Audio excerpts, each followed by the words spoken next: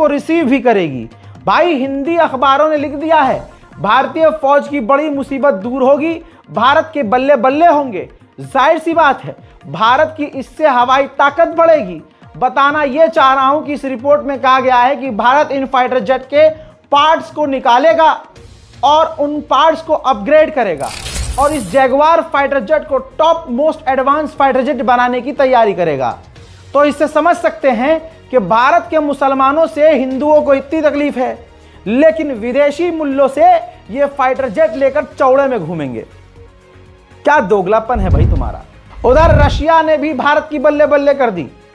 Russia ने भारत को calibre cruise missile offer कर दी है, जिसकी मारक क्षमता 1500 किलोमीटर है। दोस्तों हजरात, अब भारत जब पुतिन आ चुके हैं तो पुतिन के बाद भारत सरकार कोशिश कर रही है कि यूक्रेन के राष्ट्रपति ज़ेलेंस्की को भारत बुलाया जाए। वहीं अमेरिका और रशिया ने रूस के ही समुद्री इलाके में नेवल ड्रिल शुरू कर दी है।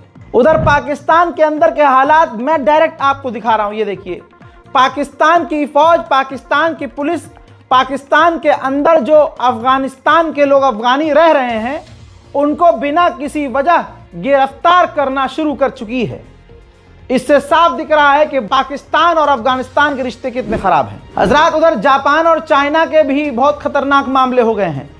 चाइना के फाइटर जेट ने जापान के फाइटर जेट को 2 बार लॉक कर दिया था।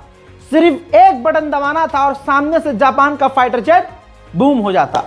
लेकिन जब ये तमाम बातें सामने आई तो चीन ने कह दिया कि नहीं, हमने ऐसा कुछ नहीं किया। भारत के विदेश मंत्री माननीय जयशंकर ने हाल ही एक बयान में कहा था, पाकिस्तान की फौज भारत के लिए बड़ी मुसीबत बन रही है। जिसके बाद आपको बता दूं कि अब पाकिस्तान की तरफ से रिएक्शन आया है और पाकिस्तान ने कहा है कि जयशंकर भड़काने वाला बयान दे रहे हैं। उधर जापान नाराज है डोनाल्ड ट्रंप से। जापान इसलिए नाराज है कि जापान ये उम्मीद कर रहा था कि डोनाल्ड ट्रंप ताइवान के लिए चीन पर सख्ती करेंगे, लेकिन जापान ने वही गलती की, अमेरिका पर भरोसा करके खुद के रिश्ते चीन से खराब कर लिए। भारत की बल्ले बल्ले सिर्फ एक आदमी के साथ है, पुतिन के साथ। यहां तक की बात अब आ गई है, पुतिन बात कर रहे हैं, भारत और रशिया बात कर रहे हैं कि रशिया और भारत मिलकर भारत के अंदर ही ड्रोन बनाएंगे।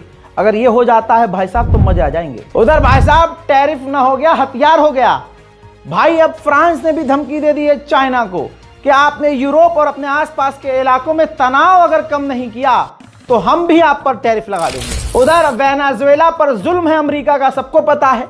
अब अमेरिका के अंदर ही वेनेजुएला के लिए